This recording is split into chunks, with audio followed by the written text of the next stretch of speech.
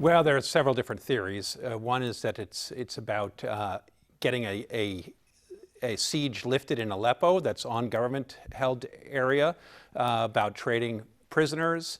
There are a number of possible reasons that it's been delayed because there are a number of moving parts to this deal.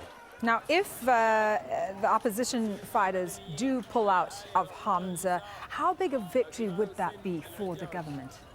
This is the third largest city of Syria. It is strategically placed right next to the Alawite districts on the coast.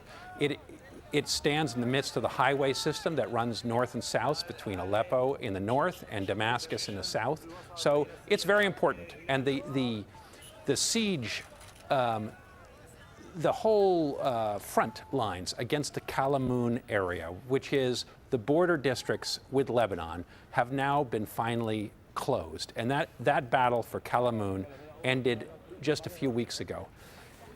It started with Qusair over a year ago in the north of the Lebanese border, right next to Homs.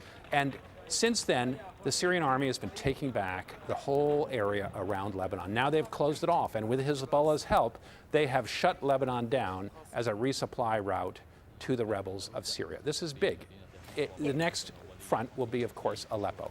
Damascus, rebel, and they'll move up towards Aleppo is going to be where the battles, I think, are coming in the future. Hey, but Joshua, despite being under siege and now this planned pullout by the rebels, the opposition has conducted several raids on government-held areas in Homs. Most of those attacks, I believe, have been in the form of car bombs. Does that mean we might see a resurgence of the opposition there, or are they really weakened? They've been very badly weakened.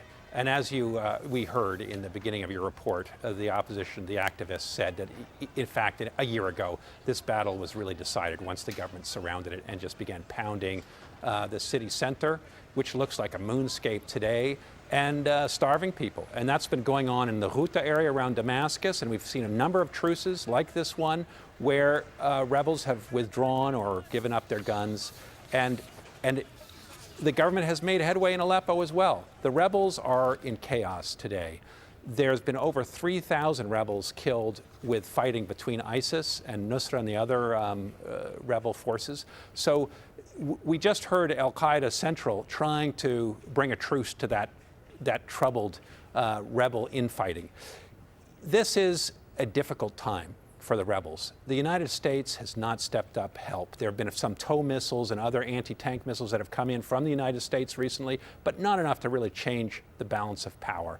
Russia, Iran are still helping Syria with air force, artillery, tanks. They have a serious advantage, and the most important one is they have central command. The rebels are still very fragmented, fighting amongst themselves, and they haven't been their own best.